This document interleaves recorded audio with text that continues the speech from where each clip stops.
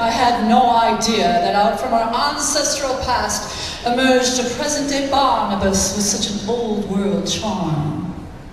I'd never have guessed it in a million years, to see such an uncanny resemblance standing at the door like that. I was speechless. Thought I'd seen a ghost. Oh, I like him. I think he's dreamy. He's so worldly and charming. A real gentleman for a change, unlike Mother's usual guests. Carolyn, please. But don't you think he's a little strange? What on earth do you mean, Vicki? Cousin Barnabas isn't strange. He's just European, that's all. I don't know, Carolyn. Maybe I'm just imagining it. But somehow, I don't think so. Because when I met him that day, down at the old house, he had a way of describing the past as if he lived it. He recalled the names of artisans and craftsmen responsible for constructing the old house, comparing it to the great structures of Egypt, eternal as the pyramids. And yet, he seemed to feel a personal relationship to the house, as if the very bricks were layered with the mortar of his own broken spirit. He knew of arguments and death within those walls, as if he'd shared their secrets. He carried a certain sadness and a way of talking in riddles, as if everything he said had a hidden meaning. Nothing is hidden, Vicki. It's merely fact. He grew up with ancestral diaries and stories of the old house.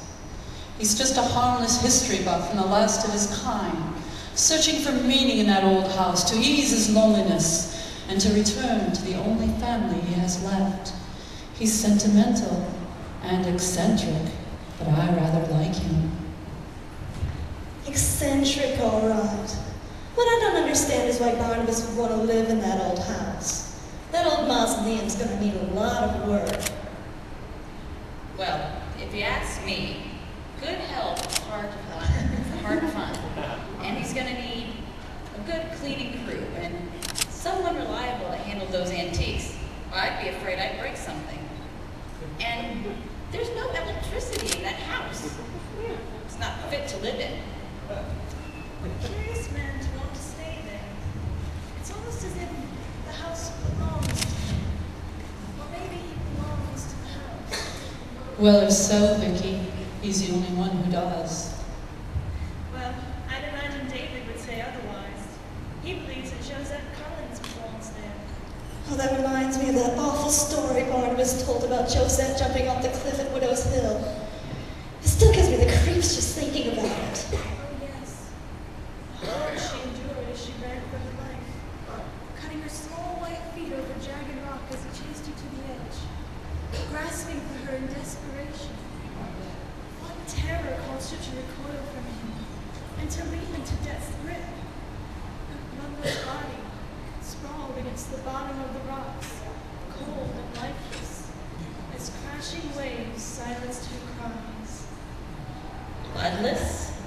What do you mean bloodless? She bled to death at the bottom? That's the strange part. No one knows. Oh, Vicki, stop! I don't want to hear any more about it. Well, I think it's best to let sleeping dogs lie. But if you ask me, I'd say it's a freak of nature that he so resembles the original Barnabas Collins. Dead over 150 years. He's just the original branch of the family, a direct descendant to Cousin Barnabas. What's so unusual about it? Did you see the ring on his finger? He's wearing the exact one from the portrait. But I always heard that the jewelry had been buried with the deceased. And his expression, the exactness of his eyes, the way he holds his head, it's almost as if it's exactly a portrait of him.